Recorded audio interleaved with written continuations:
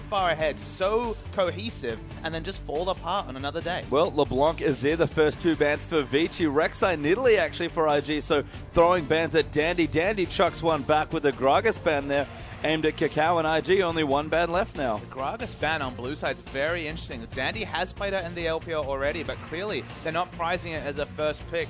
Red side has definitely been the side to be on from what we can tell. It's been about picking up those 2 priority champions. There isn't normally that first champion to snap up. Sejuani makes it through the picks and bans though. That's instantly locked. Yeah, Maokai ban from IG is the last one. Leaves Sejuani over for Vici, but Zatai already locked in the Na for himself, so going to be playing it again. And Cacao, always curious to see what he's playing. Kind of banned himself away there, honestly, with the Rek'Sai and Italy bans. But both Dandy and Cacao very deep pockets as far as the champion pool goes. And IG, considering their next pick, takes Sivir. So Zatai's playing the Na. That's actually his most played champion so far in the LPL at 3-3. Has a good KDA on it. It's been a consistent champion for them. Locking in the Sivir. Sivir was a first pick yesterday in the EDG series consistently. So, I mean, the priority for that champion, you can already tell, it's going to help with the engage options coming through for Na. But it does leave the Nunu open, and Nunu's been a first-round pick. He's been fantastic. Even Cacao hovered it there on their side as well. We do have Janna open, but I think the days of people throwing bans at Mata have kind of come to an end, at least for now, just because he plays so much and there are too many threats here on Vici. Both these teams presenting plenty of threats. You can see the jungle the target for IG and the mid lane the target for Vici, and they take time with their last few picks, but it's Janna Lucian as Vici complete their bottom lane. Very late priority comes through on Lucian. Lucian and Graves have definitely been the calling card of Vasily. Those are the champions he's looked strongest on. A lot of Graves game, I believe 9-2 on that champion. Lucian right behind it at 4-1. Similar playstyle to Forgiven from SK Gaming, known for playing those lane-dominating champions. It's when he's pushing his lane, when he's winning in a 2v2, and Hatong can play the Destiny, or the jungle pressure comes through from Dandy, that's when they can start moving up Mata, now on the speedy Janna, to push up those wards, get aggressive vision out, and stranglehold IG out of resource. And IG, 3rd and 4th pick there, Nunu and Nautilus there too, so good engage there, probably support Nautilus coming in, and Cacao will take away the Nunu into Sejuani. I mean, Nunu versus Sejuani, definitely different styles of jungle. We're expecting a much earlier Sightstone coming out from Cacao in the jungle on that Nunu, trying to make Dandy predictable, especially around level 6. You know, when the Glacial Prison's available, you need to give your lanes advanced notice. Dandy's picked up this Sejuani once already, and we saw just how strong it can be. We thought, okay, he's away from the Rek'Sai and Italy. He's on something a bit lower pressure. Maybe that will mean he'll stay in the jungle. We won't impact lanes as much. But level 4, level 3 ganks have been commonplace for this Sejuani. And the Rumble gets through. The priority wasn't there for multiple weeks, but he brings it back. Yeah, Carry going to take, I believe, an undefeated Rumble from the split. 9-1. So just one loss there, but a very strong performance over the regular split. Takes it back into the top lane. And Atong has kind of been relegated to utility duty for a while, but the counter pick comes through swiftly. Rookie will be on Cassiopeia for game 1. Cassiopeia definitely going to be a high octane lane. You have to feel like Hatong can probably hang back and wave clear confidently against the Cassiopeia, but it's a very high damage lineup coming from the mid lane. Honestly, they had the Na, they had the Nunu, they had the Norse. Not a lot of damage from those 3 picks. They're going for comp. They're trying to pick this Cassiopeia for a bit of damage from the mid. Of course, going to have the speed up from the On the Hunt to potentially get into the back line. But it's always a risky pick. You know, Cassiopeia, she either goes really well or really poorly. And if your positioning's on point, and honestly, Rookie's positioning on Azir has been a highlight of the recent weeks, she can do crazy things. Yeah, champion that really does suit Rookie. Can maybe dominate the lane as well, which he loves to do. But we move into our matchups now. Rumble versus Na in the top side, and Sedge versus Nunu in the jungle. Yeah, Rumble into Na is not an ideal matchup. You expect Na to definitely win the early laning phase, of course. There could be lane swaps coming through. No teleport smite is a notable thing here, Pastry Times. In the mid lane, Lulu's going to try and wave clear, and Cassiopeia is just building up to the late game. And Vasily back on Lucian, of course, versus Kid Sivir.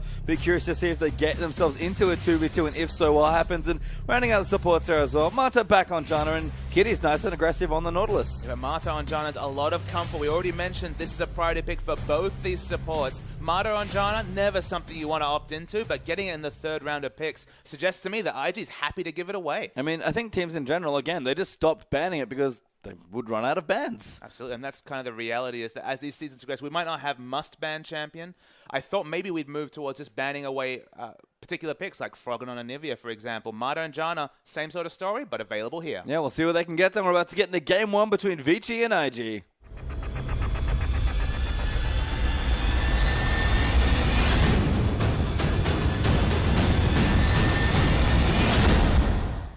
And welcome onto the Rift here for our first game between Vici Gaming and Invictus Gaming. The LPL Spring Playoff Quarterfinals and a best of 5 between two of the best looking teams in our split. And you can see on this minimap, Nautilus and Siva already very hastily made their way to the top. So they're looking for the lane swap here, are Invictus Gaming. It doesn't look like it's going to be spotted out. And the lane swap, if you just rush to lane, you don't even look for the aggressive vision, you can be pretty confident that at best, at worst, it's going to be a 2v2 top. And I think that's fine. Again, I'm not sure if the teams necessarily want to swap one way or the other, although we actually do have Vici backing off already, and 3 people have snuck into the top here for IG, so it might be something a little bit gimmicky in the top lane. There hasn't been any people stepping over wards at this position, so at this present point, it's just an educated guess coming through from Vici with no information at all. They guess into the lane swap, but as you mentioned, 4 members in the brush, moving forward now aggressively.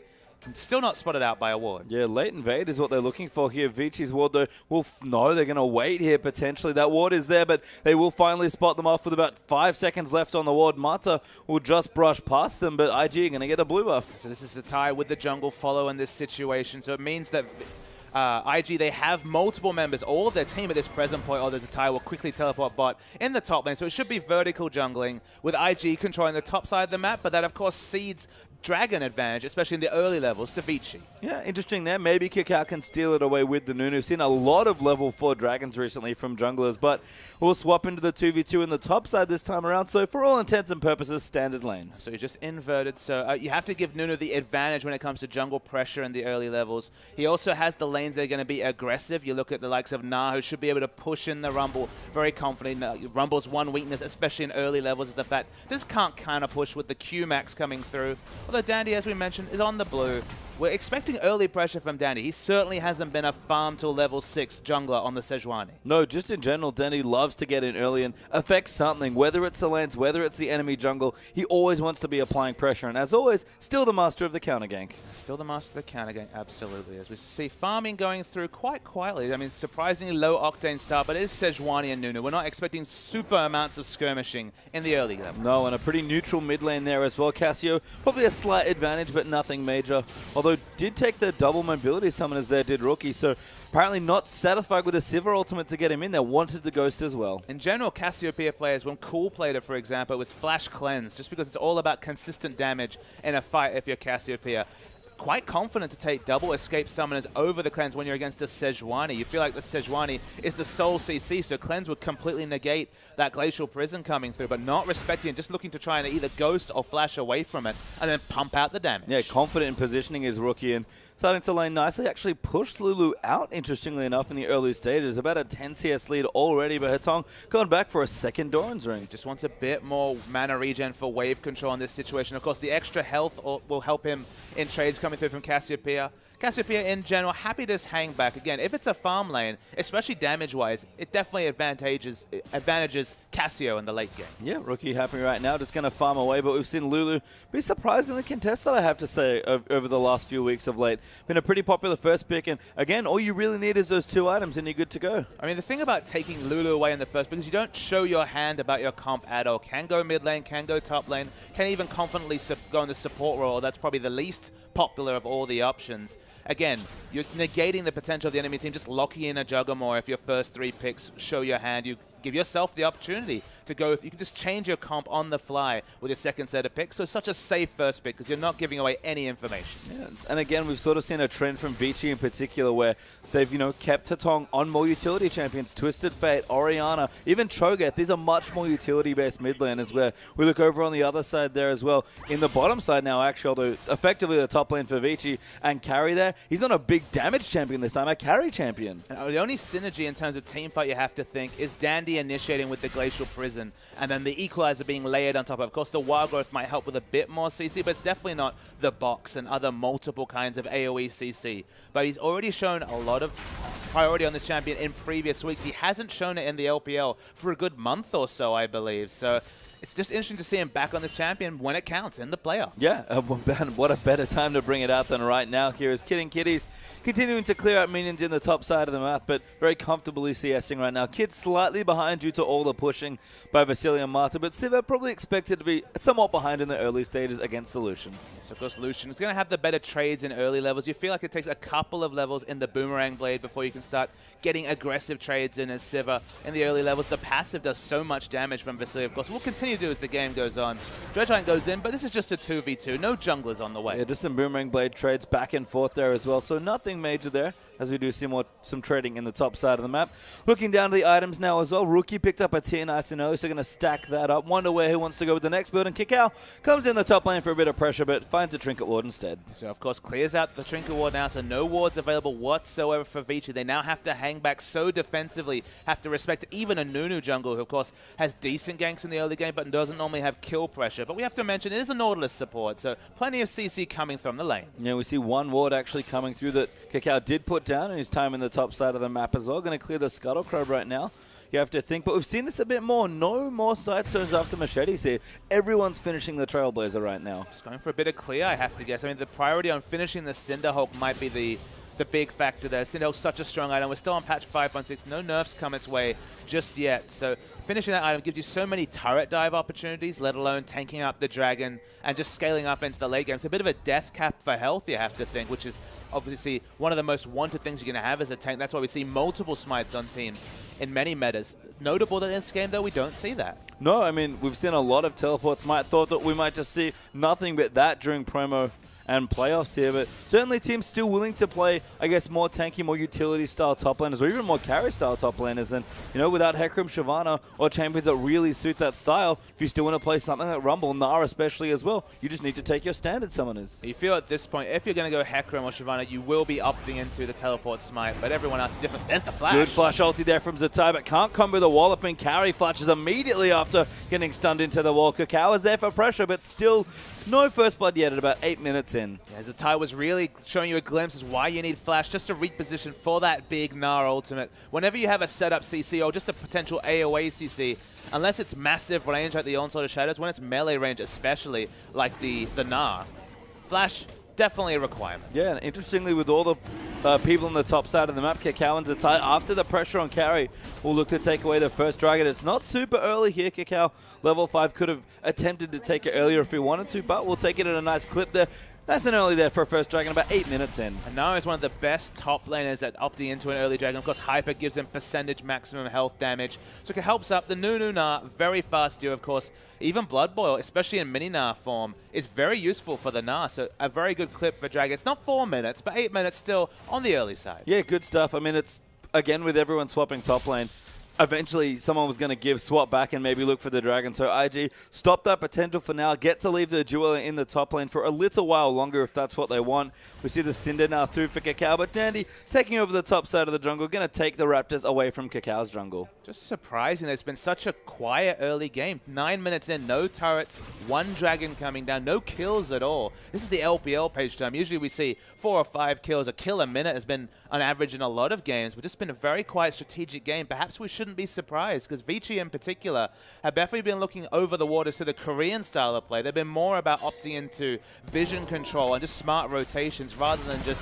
the deathmatch style that LPL can sometimes get to. Yeah, and IG have really been finding their identity, I think. Certainly have a new-ish lineup, still one of the rosters that has been around probably for the least amount of time, at least in this LPL season, was the Tide rejoining the lineup as the top laner this time around. I mean, IG do have a lot of scaling to look for as well, so happy to play a more passive game, but IG in particular are playing quite subdued here, just happy to let the game farm up and take Vici to a mid-game. Of course, one of the IGs we saw this season, that's how I kind of coined the fact that IG have changed their style too much. Of course, we remember the multiple, I believe it was triple tier, Catalyst stacking Ezreal's meta game where they would not get any kills, like 4 kills in 40 minutes, just powering up till everyone had their Ceres and their 10-stack Rod of Ages. That's one of the IGs we saw this season. So they've already shown they can play that way. Vici are most comfortable when they're just playing around smart vision. You can look at this minimap. It's already lit up by Vici Gaming. They have excellent vision, especially around the blue side area of Invictus Gaming. They haven't got any turrets yet. They haven't started to push in, but that's been their trademark. It's been about taking early turrets, pushing up vision control. Dandy and Marta roaming in to get vision. Again, we're saying all these things. Sounds like Samsung White, but that's what Vici have been doing their best to copy. Yeah, it's Samsung White with a bit of an aggressive Chinese flair, I guess is how we've seen this team. And bottom tower does go down as a result. Good early rotation by Vichi's bottom lane, able to take that turret away. And I love that you mentioned the wards, because you look over at Danny's inventory, no sightstone. He's stopped doing that after about week 5. The sightstones have definitely fallen off. Still picks it up sometimes. That Sejuani, especially with Cinderhulk and the fact that you're getting even better effective health from the Sightstone, you might opt into it after the Cinderhulk item. But yeah, they're doing excellent warding even without picking up the Sightstone at this point, as we do have a brief pause. Obviously some technical issues coming through. Just looking through the items as they stand right now. Rumble looking good for carry. Got a Seeker's Arm, got his Sork Shoes up as well, so going to be looking quite strong for that next Dragon fight when it does pop back up in about 3 or 4 minutes time. Cinderhulk almost completed for both junglers, actually sitting with a Trailblazer plus a Barmy Cinder each, with a slight advantage for Dandy with an extra pair of boots in there as well. Other than that, BF Swords in the bottom side, a pickaxe up for Kid now as well, who I guess shopped a bit more recently than Vasily has, but that lost in the turret, to be fair. It is a bit crazy to see a Rumble-Nah matchup where Rumble's winning in CS. That's a notable thing. We already mentioned carry 9-1 Rumble, very good at this Rumble. But I mean, up in CS, in a 1v1 lane, and just with 86 CS at 10 minutes, that's a surprise in itself. We've seen so many Rumbles struggling to get their Magic Pen core, the Haunting guys, into the Sorcerer's Shoes very early in the game, but because he's just been unharassed, Sorcerer's Shoes are now building towards the Zhonya's as his first item with the Seeker's Arm Guard. Zatai definitely building for lane at this point with a Hex Drinker and another Null Magic Mantle.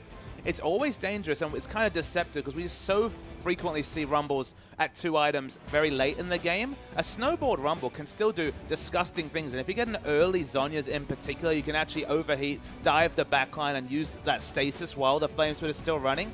The backline damage of a snowboard Rumble is notable. Yeah, absolutely. And the thing about Rumble is just that he always has interesting peaks and troughs in his power. We talk about how he's good with little items. They're just the 2 items, the Sork Shoes and the Haunting guys, usually enough for the early stages of the game. The thing is, though, Rumble definitely gets to a point where that's no longer enough. You kind of have to judge your part times correctly. Rumble is all about very heavy, consistent peaks and troughs, and you've really got to take advantage of your peaks and make sure you farm up during your troughs. But I mean, when the standard is a trough at the start of the game because you've been thrown into a 1v2, or this, you're usually evaluating Rumble's power at maybe, say, a Liandry's into Sorcerer's Shoes at 30 minutes into the game. You have to reevaluate it. The fact that Rumble scales really well with AP, both offensively and defensively, of course, has his Shield W that also scales with ability power, can do a lot of damage to the backline if he's ever able to get into range for the Flame Spitter. But you don't see Flame Spitter Rumbles in the backline with Zhonya's unless the snowballs happen. So again, it's just a different situation. With Sejuani, with the setup CC, if that allows Rumble to both layer the Equalizer and get into the backline, it could be surprising things from the Rumble. It could. I mean, that's the other thing as well. Rumble's required to do damage in this team comp because Zitong, on a utility champion, he has the Lulu. Lulu does respectable damage. We've certainly seen Lulu's contribute heavily to fights just based on her damage and AoE alone, but Carry is expected to do a lot of the heavy lifting as far as extra AoE magic damage goes, and for that, he'll need his Zhonya's. When you're looking at these team comps, actually quite enigmatic team comps from both teams just looking down. IG, they've got Sivir Cassiopeia for damage, but they have the Nah, Nunu, and Nautilus. Nah, Nunu, and Nautilus all about the dive.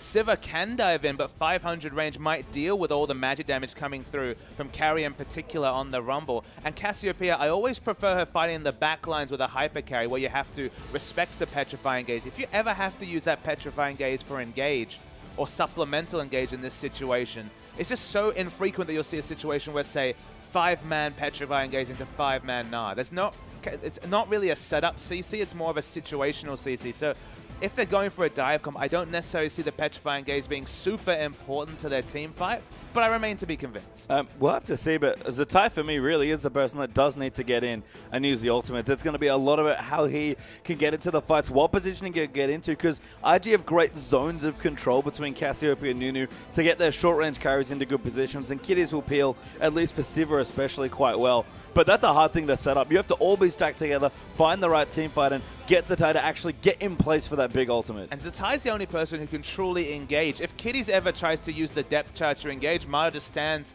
in front and just uses the Monsoon to push the rest of the enemy team away. So on the hunt into the picture-perfect Na ultimate is the only true engage. Of course, Kakao, no engage from that Nunu. They have some decent pick power if they can get ward coverage advantage, but getting a ward advantage against Vici Gaming of all teams, the masters of ward coverage in the LPL, especially in the past month or 6 weeks, is a very difficult thing to do. So I feel like IG will struggle if they ever fall behind in this game, or if they really want to try and look for an aggressive pick, because they just haven't picked a comp that has many tools to do so. Just a reminder, we are still in a pause, of course, as well, so just waiting for that to be resolved.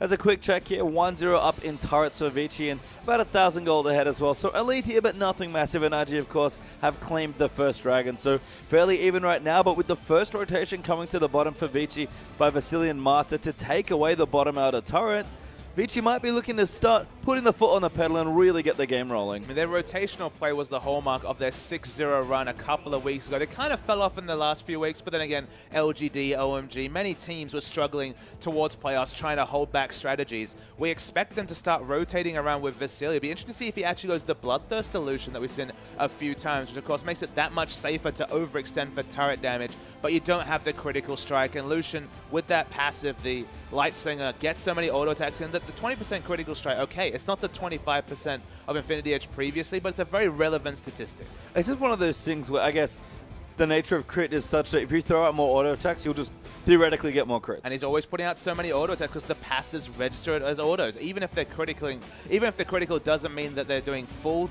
2.5 modifier. 2.5 of half damage is still going to be over a regular auto attack, instantaneously being shot out. So I don't mind the Bloodthirst if you have multiple sources of damage, but as only Rumble and Lucian as true damage sources, Sejuani and Lulu as kind of more incidental utility-based damage sources, probably want to go the IE. Yeah, might even see a Phantom Dancer following second as well. We don't see it that often. Static Shift tends to be the preference for Lucian in particular, but just again for more carry potential, because that is Vici's one potential issue moving into the mid and late game stages, that they just might not have enough damage. But we've seen so many 2-threat comps this season that both teams actually running them should be just fine. We've definitely seen less damage as early as recently as yesterday, where in game 1, EDG were just running Urgot and Hecarim for damage sources. It was Lulu in the mid lane, it was utility jungler, utility support.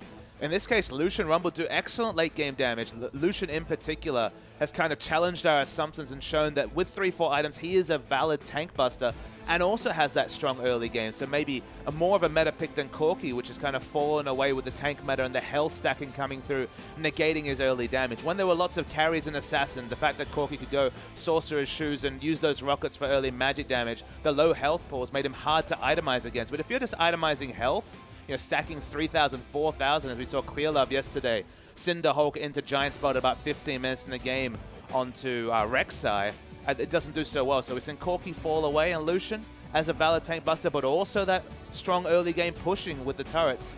Very popular. Yeah, it's funny as well because Lucian sort of originally developed before Cinderhawk as a counter to both Graves and Corki, interestingly enough, who are seeing a ton of play due to their early strength. Those champions still definitely run around. Vasily especially does love himself a couple games on Graves, but Lucian's been his go-to ever since he sort of rose back into prominence in the metagame, and he's just never looked back. I think Lucian also gives this comp something different. If we just had, say, Graves, Sejuani, Rumble, we're looking for one big AoE burst, and then not much damage. I mean, Graves fine for damage, but usually has to use that quick draw defensively, can't use that attack speed steroid offensively. Lucian, he can throw out the culling from similar range, not instantaneous damage, but usually does register, but then has much more dueling compared to Graves in the late game especially. Even though they're both short range carries, usually take Lucian in every situation. Yeah, Graves just really reminds me of offensive Sivir, I guess. They both need to get into short range. They both love continually using their mobility, in Sivir's case, their ultimate and passive, in Graves his quick draw, to continually do damage. We talk about Graves being almost a melee range champion in a lot of ways, and Sivir is often at her best when she's doing the same thing. When your tank line's super strong, when the peel is there, getting in the front, you can do a lot of late game damage with auto attacks as Sivir. You're the only AD carry with a true auto attack reset in the Ricochet, so double Infinity Edge crit is a lot of damage to anyone, but it's just those situations where you're isolated, when you just have your support peeling and then a Shyvana rushes at you, or a Dr. Mundo rushes at you. when your positioning is at a premium, you have to give up damage because you can't deal with threats on top of you outside the one spell shield. But aggressively, absolutely. If you have divers, if you have other multiple damage sources, Sivir can be very relevant in late game damage. I think for me as well, looking through the comps here, I do like what both teams have put together. Can certainly see the win conditions in both of them. Lulu for me is definitely the curious pick here because we originally saw Lulu in the jungle world. That was the thing that she really became known for in recent memory at least. You know, she's still very flexible. She's a great strong pick. Often lanes quite effectively in almost any situation, but I don't really know what it does in this particular comp for Vici. So Vici had to blind pick their mid lane, you have to remember. So you had to go for something safe. We haven't seen Hatong go to too much of the Orianas of the world or other wave clear champions. Lulu, you can say, is very flexible, as you mentioned. You can just put her in the mid lane. It was a first pick in this situation, so they just threw it into mid because she can just happily wave clear.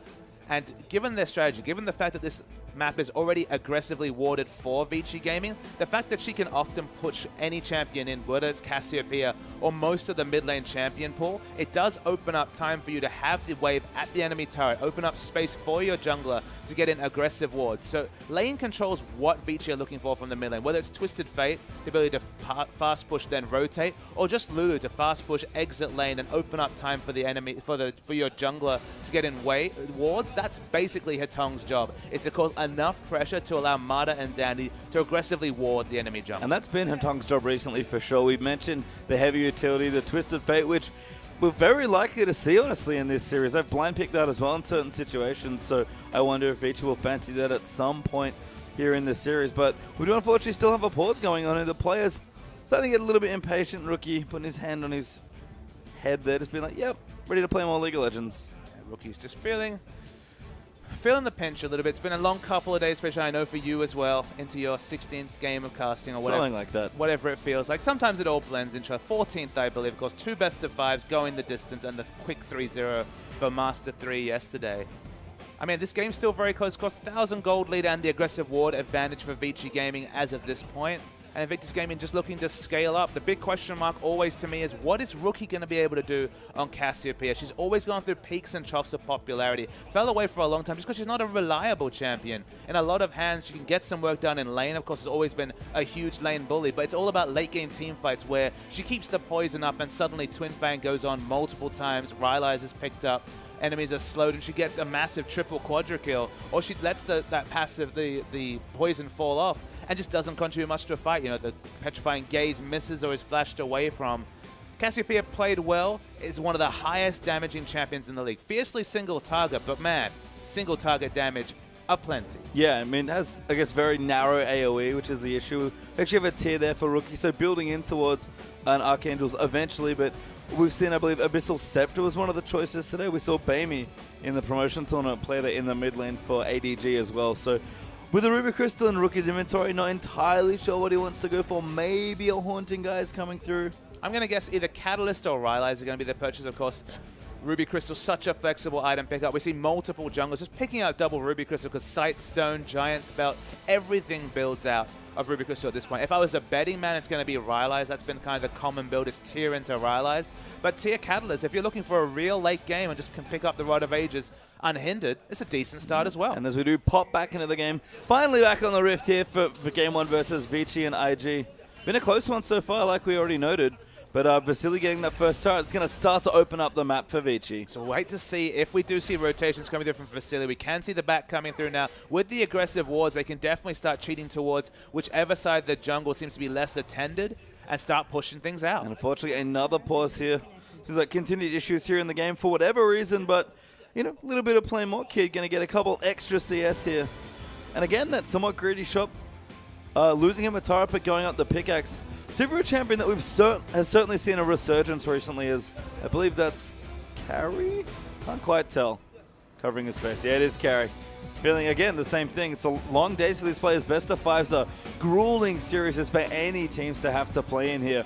And unfortunately, they're going to have to settle themselves and make sure they stay focused because they're in the middle of their first game, unfortunately for them. Exactly. There's plenty coming after this one. It's only the first game. We feel like we'll find something about this series from this game, whether the rotational power of VG will be enough to overpower IG, or whether Rookie, who's really been the man to carry IG in recent weeks, can really step on this Cassiopeia. If he can force Cassiopeia to be banned in future games, a situational champion that has that high payoff or the real high risk when it comes to the pick, that'd be a massive strategic advantage for IG. You can certainly tell that both teams have done their homework. We're very confident in their picks. That Cassiopeia pick for Rookie was made almost instantly after they saw the Lulu and rounded out their comp with the Sivir being picked early. So clearly knew what they wanted to take away here.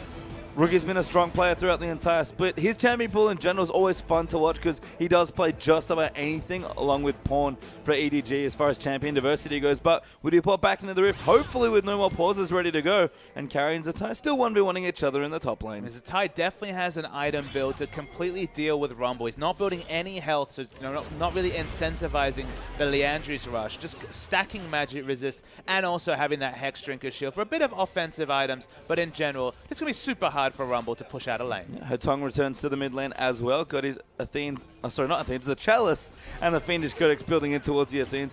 Mato actually in the top, going to maybe force the tie in, but Vasily's here as well, and Cacau's also rotated in, but Nunu might be the one caught. A good flash from Cacau keeps him safe, and Zatai played that very safe, but rightly so. We're waiting to see which lane Vasily would enter. Vasily might have moved towards top. They had a lot of defensive vision around there, do now, but it's very shallow vision at this present point. No aggressive vision towards the enemy red buff, for example, so they still have to respect the jungle pressure, but with Cacau no flash on a Nunu, perhaps they can overextend a little bit. Yeah, and Vici again rotating in, trying to take out turrets with the Lucian. Vasily's gone back. He's got his pickaxe now as well, but Kitties and Kid have rotated back in to push him off. Zatai almost transformed into Mega now form, tried to line up an ulti, but will just transform, and Rico is going to go back down to the bottom lane. But you can already note, Patient Time, that Kid is playing very reactionarily this game. He waited to see which lane Lucian showed up in and then went to answer it. But the issue there is that if the wards still continue to be confirmed, we can now see good offensive vision in the top. We saw multiple wards towards the Wolf camp in the bottom. Vici will just keep rotating. They have Lucian for excellent turret damage, and if they know that there's only 1 or 2 members in the area, the fact that Lucian has great turret damage but not necessarily great sieging, as he's a 500 range AD carry, it doesn't matter if your rotations are on point. And these teams are going to have to be careful with this swap back to the top side as well, as we sort of reset to our original lanes here in the game, because Dragon is back up in less than a minute now, and if Vici leave the lanes as they are, that should be IG's once again. IG definitely in position to take it over. There is some pink wards in the area, but no, very neutral vision when it comes to exactly on top of the Baron. Cacau, I think, might be spotted out here. The Cinderhulk aura maybe just being spotted out by the ward. And you can see Vasily and Mata, they head back very quickly. Yep, I think everybody knows that Dragon's back up soon. 30 seconds is about the minimum amount of time you can leave to try and get to the Dragon, so Kid will just be able to get there in time. It seems like, what item can he get to? No, just a Brawler's Glove there for a bit of extra kit. But again, everyone buying up whatever they can with their gold, because they know a big fight's just about to start. Yeah, very similar item timings coming through between Kid and Vasily. Of course, Kid going to be praying to the RNG gods a little bit more with the Brawler's Glove, giving less critical strike than the Crit Cloak coming through from Vasily, but still very early timers. You were actually on the ball. It was a Haunting guys coming through from Rookie. That early power spike, that's something you might not necessarily expect, but now we're talking about 3 Twin Fangs, 4 Twin Fangs every time the poison is connecting, doing massive chunk damage. Yeah, it's a very mid-game focused item here for Rookie, and I guess it fits in a little bit more with the IG's team comp in general. They've got the Sivir, who's pretty strong in the mid-game, but does do respectable late-game damage, especially if set up well. But right now, are just fighting for vision here around the Dragon. Blue buffs on both the mid laners. They'll quickly wave clear away. Level 11, crucially on Hetong, but not on Rookie, and that might be just enough of the difference here. It might be, but just the fact that he's opting into Haunting guys tells me that IG want to double down the mid game, double down on their objective control. They, of course, have the exact timer for Dragon. It's respawn now, but the only reason to opt into Haunting guys this early is definitely to win these early fights. It's 11 now as well, so Rookie will have the rank 2 ulti ready to go. Zatai moving in for his. In fact, both the top laners pretty desperately searching for about half a bar more of experience just to hit level 11 so they can be super effective once they get down to that Dragon fight. Teleports up for both of them, and interestingly, that standoff, which lasted about 45 seconds, means Cacau's actually going back home to shop again. I mean, but Carry picking up level 11, we're talking about Rumble. consistently been a champion that you have to respect around dragon fights. People always said never opt into a dragon fight against a rumble. So if he can pick up level 11, it really opens him up to the contest. Already has some good item timings. Crucially, not double magic penetration just yet. Of course, he got the Seeker's Arm Guard for a bit more laning power against the Tai. But level 11 being achieved before a fight, you can already see some layering between the Glacial Prison and the level 2 Equalizer. That should be enough to win a fight for Vici, even taking into account the haunting guys on Cassio. There's the Tai, again, going to get aggressive. They're hopping towards carry. Is Meganar now as well, so Vici going to give up the Dragon once again. They've got good vision around it. They actually have secured 2 pink quads in the area around it, so continuing to get superior vision control over against IG, and around important objectives, that's all the difference they usually need. Crucially, level 11 has hit. Couple skill shots go wide.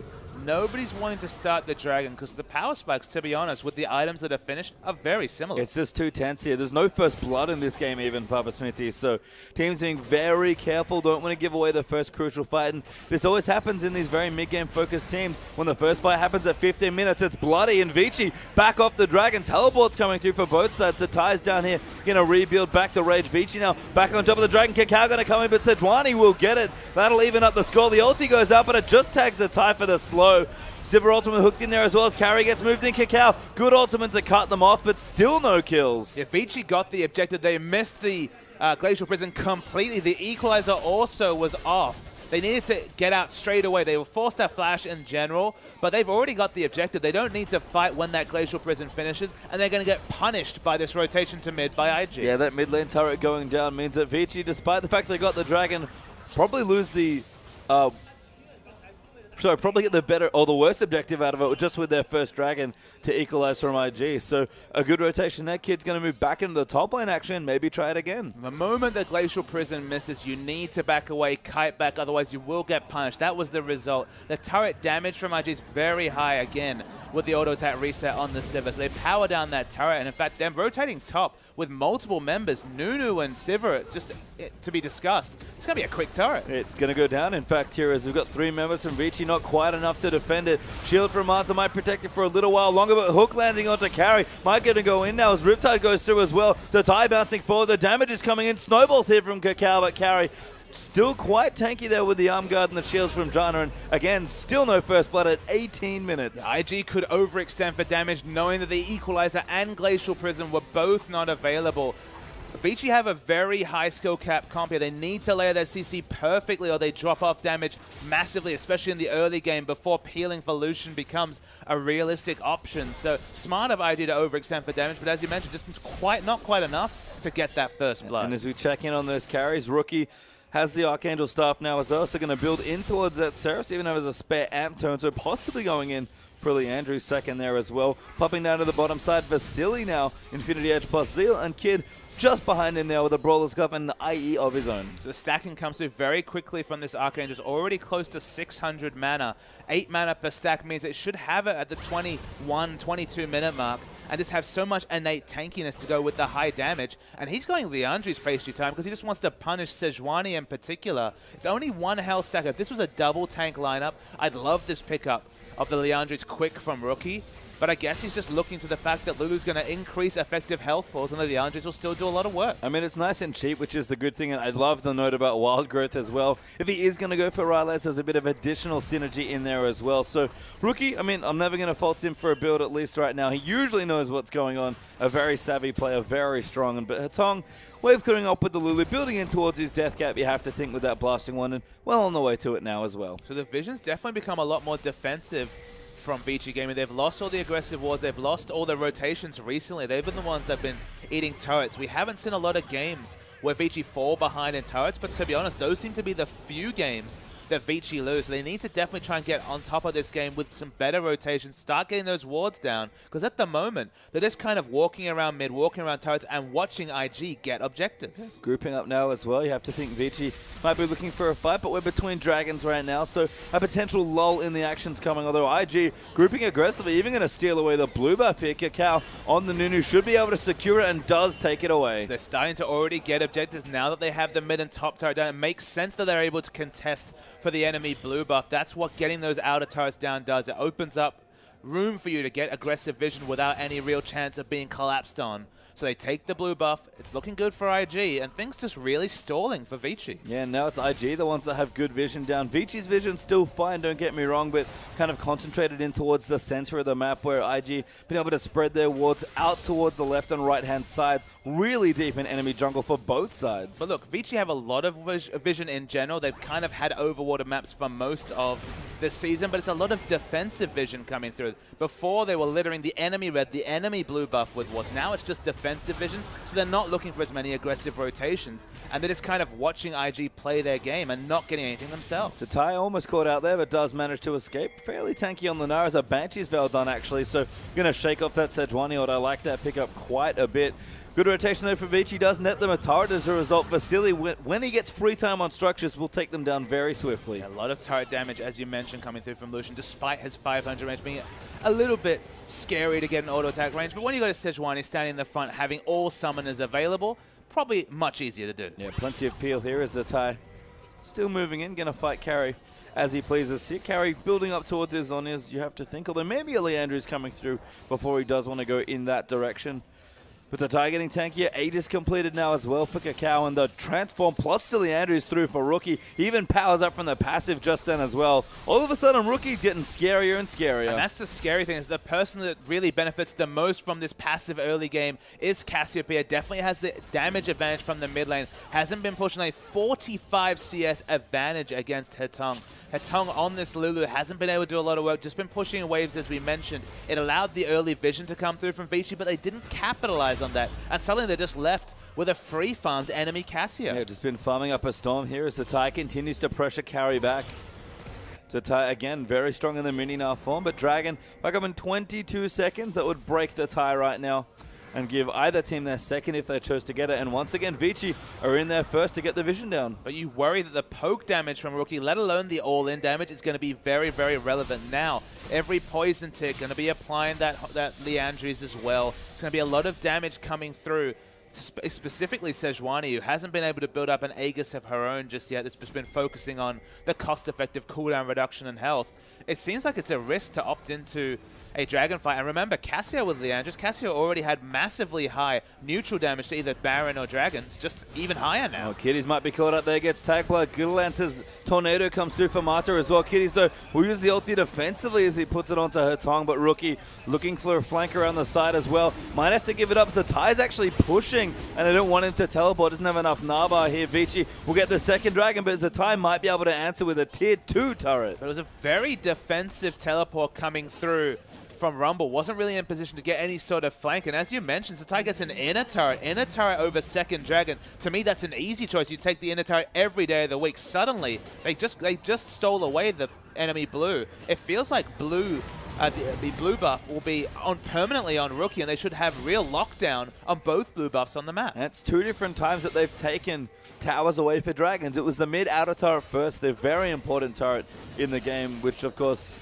Vici did manage to answer as well, with the 2 turrets being that one and the bottom side one as well. But a tier 2 turret's quite a good trade in there as well for IG. So it seems like maybe the third dragon's the one they want to contest, but at least for the first 2 for Vici, they're happy to just get some trades. And there we go, a 4th turret dropping now as well. In general, if you kind of evaluate these comps, Vici definitely have the mid-game comp with the Rumble, with Rumble especially, who definitely peaks in the mid-game, despite the fact that he's basically been free farm in this game and should hit items at a very good clip. But when we're talking about AoE-centric teams, they almost always peak in the mid-game, because once QSS, once multiple Banshee's Veil, and of course we already see a Banshee's Veil on Zatai come through for IG, layering that CC becomes so much harder. Fights get a little bit more disorganized, and you feel like Vici's comp is going to start falling away. So the fact that Hetong is in such a big CS disadvantage of the bits, now it's going to 60 CS against the Cassio, because the damage is so there with IG.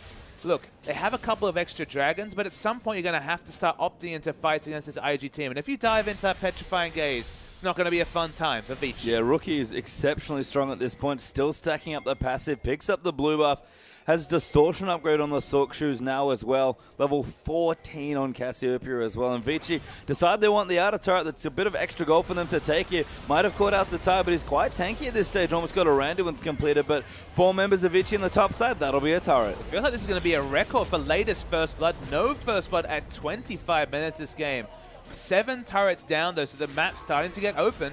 First blood is brewing, though. Hotong gets knocked up, forced to use the wild growth on himself, but ultimate comes in. Vasily gets the kill onto Casio, and Vici closed the trap wonderfully. Carry pops his Zonya's there. That's a 3rd kill already. Maybe going to be 4 clean kills. Here is the tie getting low there. Eventually will fall. Carry gets the kill. Nobody on Vici dead, and Kid, you have to run. Desperately poor positioning coming through from IG. Kid started the fight, moved down. 2 members caught between 5 members of Vici. They died instantly in the middle. You need to fight around your AD carry and your mid laner, even with all these escape summoners. And Vici, after the first fight of the game, stone onto Baron. Yep, they're going to do the EDG here. 25 minutes, win a team fight and take the Baron. And it's dead here, Kid. Can't defend it, just pushing in the waves, but Carry's even coming to join him now as well. And all of a sudden, a game with no kills in it at all. 4 kills for Vici and a Baron. And curiously enough, still a very slim gold lead. Win the first team fight is the notable thing, and then win there. Just watch this engage. So you see the ultimate used onto Hotong, you think, okay, Vici are caught, but look at this choke they're fighting in. Carry basically disregards the backline who are trying to get on top of him. 2 members die in the middle. It's already a 5v2 fight at this present stage, and Nah gets a triple Nah, but it doesn't matter at this point. So I don't understand why Kakao and Zatai, the 2 frontliners of the team, were completely split away from the carries, but the result was an easy team fight win for Vici. Yeah, they almost out-rotated themselves there. We mentioned Rookie's big damage.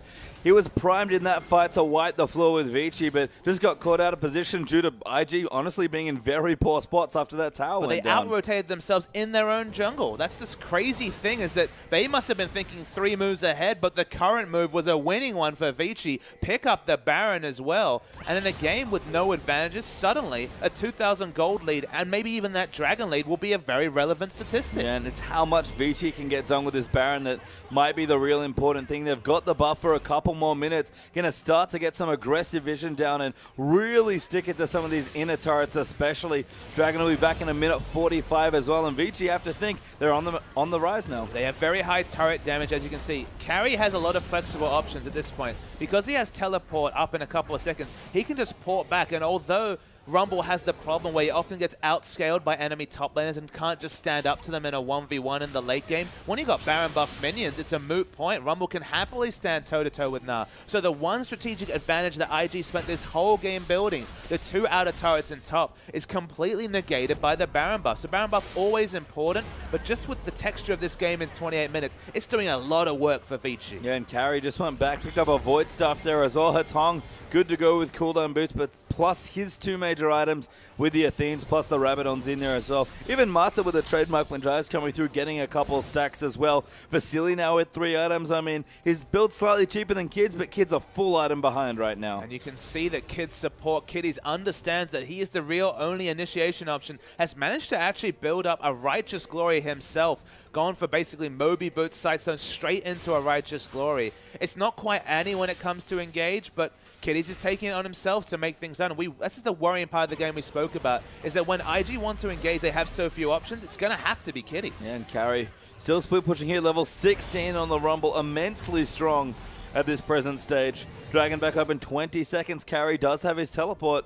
He's going to buy another Blasting Wand and look to maybe port down, but Vici at this stage can probably start the Dragon without him. You're not rushing towards the Andrew. He's probably going to be going to a Death Cap with this Blasting Wand, or potentially the Abyssal Scepter if he wants to just pump up the damage for Sejuani and Lulu. Next Dragon coming through is the 3rd Dragon. Vici as a rotational team love to pick up that 3rd Dragon to even further aid the rotations, and then start putting those aggressive walls and have a couple on the enemy red side, but none on the blue side just yet. And IG, who look to make some good trades for the first 2, don't really have anything that they can trade easily for now as well. And the Dragon's going to go down. That's Vici's 3rd. And IG, who again started a very close game here with Vici, have lost quite a lot of control. 3,000 gold the lead now. With the vision they've had, they're trying to rush down and break the base. That's the last thing they want to do. The Baron buff has fallen off, though. Yeah, Kakao gets knocked up. Vasily comes in. Good trades, actually. And you can see the Last Whisper doing good amounts of damage to the fairly tanky Nunu, although he doesn't have that much armor right now. And Zatai trying to push him in and out on the top side, but that's a long way to the inhibitor turret that he's pushing towards. And it's only really Sivir that has instant wave clear. So Vici's trying to take advantage of their ward control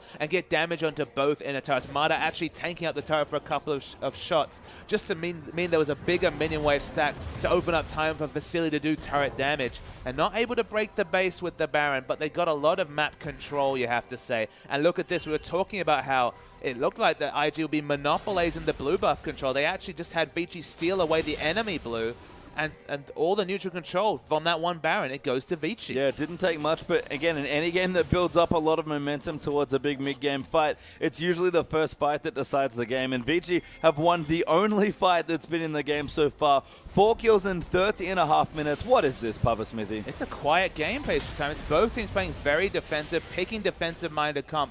Engage being at a premium. We only seen one Glacial Prison in this game. I believe there was a second one during that replay, but there was one notable Glacial Prison in the first 25 minutes, and then a second one that led to a one-team fight. So it's just been a really quiet game. Not really comps that promote action. There's no Destiny coming in. There's no really strong skirmish junglers, and the result has been a very rotational focused game. And that has to favor Vici. You think IG look best when they're able to be proactive. Kakao and Rookie, we talk about them as the big threats for the team. That's not to write off Satai Kid or even Kitties, who are all great players in their own right, but when Kakao and Rookie rule the roost, the team tends to succeed, and that usually happens when they're both being incredibly aggressive. So if you have any question marks about the Vici comp, it's damage in the late game, but they're now perilously close to the 4th and thus 5th dragon. So one of the win conditions for Vici here is achieving that 5th dragon and showing that everyone has those 12% multiplicative stats, and just the burn damage also coming through, the true damage. So IG needs to start contesting for dragons. The Baron comes up in a minute 20. I believe dragon's about 2.5 minutes behind it.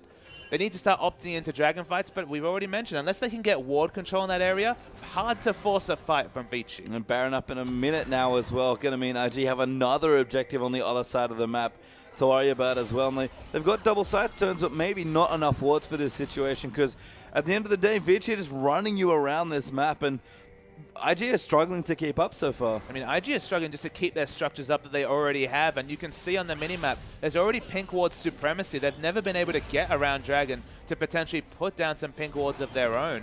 They're being run ragged by Vici, and they've got the Janna on the Vici side. They're already a rotational team. It suits Vici, and Vici are playing their own game. I mean, that's the reason why Mata does see a fair amount of Janna bans. He's got plenty of individual... Oh, Dandy stole away the red buff, I think, there as well. Actually, Equalizer might start a fight. Is a tie potentially caught away from the rest of his team? We'll get the Nara ulti, but Dandy with a wonderful ultimate on top of Kid and Rookie, following with the Wild Growth as Mata's going to chase them down. He resets there with the ulti as Kakao gets knocked back in. Kid gets the kill on Mata as they dive in, maybe a little too deep, but Dandy chasing out Rookie. Hatong will join in to try and get the kill. Eventually do get it as Polymorph goes in, and Vasily just picks up a triple kill. And Rookie was basically assassinated by Dandy in the backline. The one solo Sejuani could deal with all of the late game damage coming through from Rookie.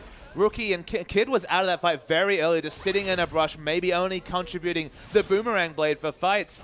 And Baron comes back, and they're already ready to pick it up. So 2 team fights, and Vici win them both, losing only one person in the process here. Another Baron's going to come through, and again, it was a very slow 25 minutes in this game, but the last 10 have been very fast. It was a very smart use of the Glacial Prison, held onto it, even though you saw the layering of the Equalizer. Equalizer was out. Forced to stand on it was Zatai. There was no other members that had to respect it, but the Glacial Prison actually used straight onto Cassiopeia, and then dashing over the red wall was what won them the fight. They got it onto 2 priority members, ensured there was no follow-up damage while they were freely DPSing down Zatai. And when the tanky Zatai dies for free, IG just had to go in separate ways, and they just fell apart. And Rookie, as you look over, I saw a need to see Large Rod earlier.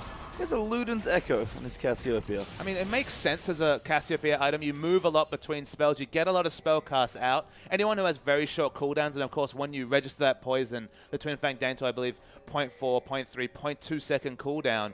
Luden's Echo proc should come out. It gives him a bit more wave clear as well for whenever Sivir's not grouped. So it's a decent item pick, and her AP ratios, while fine, don't demand a fast death cap. So Luden's Echo as a substitute, I don't mind it. Yeah, it's almost a thing where it just increases some of the AoE damage. We called Cassiopeia fiercely single target before. Going to supplement a little bit of the AoE plan now as well. But no rush towards Rylai's. Of course, Rylai's being completed would ensure that the Leandris was always proccing for the full duration rather than the half duration when you don't have any CC effects down. I would have preferred to see the Rise just because, I mean, Rookie, even with some relative tankiness from the Seraph Embrace shield, is getting DPS down quite fast. Is a short-range mage, so he needs to fight in the front lines. Usually you need the likes of Abyssal Scepter and Rylai's to team fight well as a Cassiopeia, but going for the much more greedy, high AP build. Yeah, really relying on positioning here at this stage of the game, and it's cost Rookie in the only 2 fights that have been in this game. He's been killed twice now very quickly in the early stages of those team fights. And Dragon back up in 5 seconds now. Vici are already lined up for it. And again, it's been a quiet game, but Vici have just overtaken 8,000 gold ahead now. But the crazy thing to me is despite only having Sejuani as a frontline, it's actually been Lucian's been able to put out the consistent damage in these fights. Has 4 AD items already. 4th Dragon DPS down almost instantly by Vasily. So much work has been done on Dandy as a solo frontline tank, and it's opened up Lucian to put out more damage than a Sivir. I did not think that would be the case when the Sivir has Gnar, Nunu, and Nautilus in the front line, but we've seen 2 fights. One where IG were hopelessly out-rotated, and the other one where the Glacial Prison just completely locked them down. Righteous Glory popped, but don't think they're going to find anything. Yeah, they're trying to chase Dandy. Even the Sivir ultimate popped as well, but all for naught there, unfortunately, as Carry continuing to push on the top side of the map. Now has a Death Cap, plus a Blue Elixir ready to go as well. Hatong, with almost a Lich Bane completed, is pushing in aggressively towards the turret as well. Rookie will come in to clear out the Baroned up minions, but IG are running out of things to defend. Yeah, Hatong doing his best Twisted Fate impression, of course, loves to rush the Lich Bane and start the split push. Just went for split push even without teleport. That's why you saw the On the Hunt and the Righteous Glory pop. They knew it would be a 5v4 at worst in that situation. But it's hard to lock down the Piggy. Despite the big model size, got the Arctic Assault, had Flash available, able to get away easily. You can see Hatong kind of just zipping through the lanes here between bot and mid, using the Whimsy to speed himself up. Even has Home Guard boots just to get between the lanes once he does go back home to shop for that Lich Bane.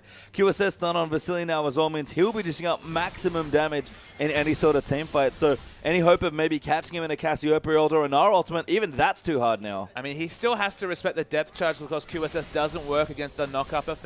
But every other CC, even the Gnar, it's still a bit of a... It's still a really bad situation if he eats the Gnar, because of course the base damage between the Boulder Toss and the Gnar is very high. But he's able to get out of any CC effects. Very hard to catch him. Petrifying Gaze, to be honest, has been a moot point this whole game. But QSS, especially in a snowball situation where he has an extra AD item and a QSS to match this, the Spectre's Cowl coming through from Kid. Man, he has so much more gold than Kid. Just looking down, we're talking 2,500, 3,000 gold more than Kid. And I wish I'd noticed this earlier. Cacao has a Face of the Mountain. That's the gold generating item. We've seen Nunus go pretty supportive with their builds. Mikhail's was a common pick, but this is something I was waiting to see. If you've got such high health values, you can opt into it, but I think we're going to see a fight. Yeah, red buff there, going to get taken away. I think I think Cacao might have gotten it here, but no, Vasily looks to have it. Cacao's forced to flush over the wall, and Vici going to force IG out. But they do draw out the teleport from Carry, so maybe they'll be able to take advantage of that. Zatai still has his teleport available.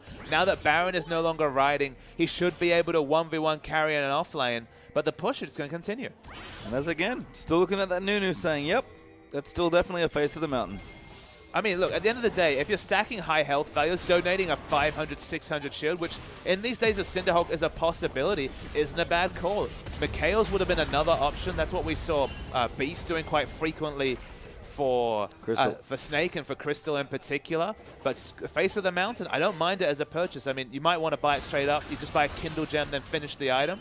But it's something different. Yeah, I think it must have been that way, because I think I would have seen a Relic Shield hanging out in Cacao's inventory, but it's cute. I even like that you can consume minutes to execute them, as Rookie solos out Hatong very comfortably. And that was a flash into the Petrifying Gaze, possibly even cancelling the animation.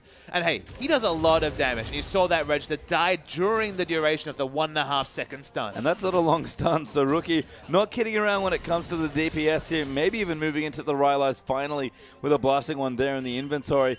Again, with that passive Cassiopeia build, absolute mountains of AP, but it's just one pick there for IG, but they'll try and make the most of it. Yeah, what will they get out of it, though? Still a minute till Baron spawns. Dragon about 2 minutes behind that. There's no obvious advantage to pick up. There's no easy turrets, even. We're going to see the replay. Just watch what happens here.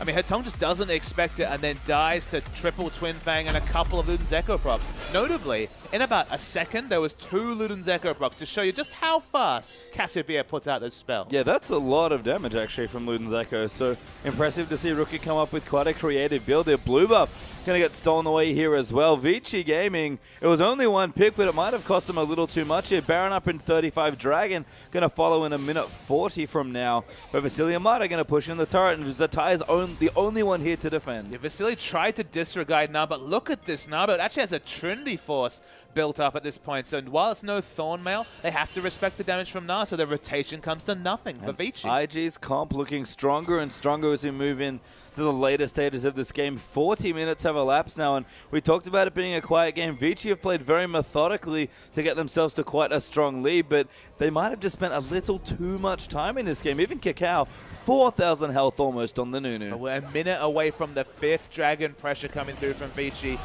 Dandy coming in, good ulti there, lands on Kakao. Kakao will get melted down there as Hatong gets the kill. Depth touch in the back onto Hatong, but too much damage there from Carry. Vasily following in as well, and they're just cleaning house here. Rookie gonna go down as well, so Tai will make it a 3rd kill, I believe, for Vasily. No, just Hatong with the double, but that's 5 for 1. Yeah, 5 for 1, and Vasily was free hitting the whole fight. The equalizer from Carry was majestic, splitting the team up, and with these long death times, 50 seconds for Rookie, this should be the end of the game, even with just 1 minion. Yeah, Hatong able to tank it up as well, going to give some good shield. So is Mata over to Carry. Plenty of Magi stacks there as well. Mata using his flash, I think signals that the game at this point is probably over. Vasily going to shred through the remaining structures, and Vici Gaming, with only 16 kills in a 40-minute game, take the first. It was a bizarre game patient time. We're talking about kill a minute. It was actually half a kill a minute, even lower than that. 41 minutes for 16 kills, but that suits Vici, a team that have been so on point with their rotations.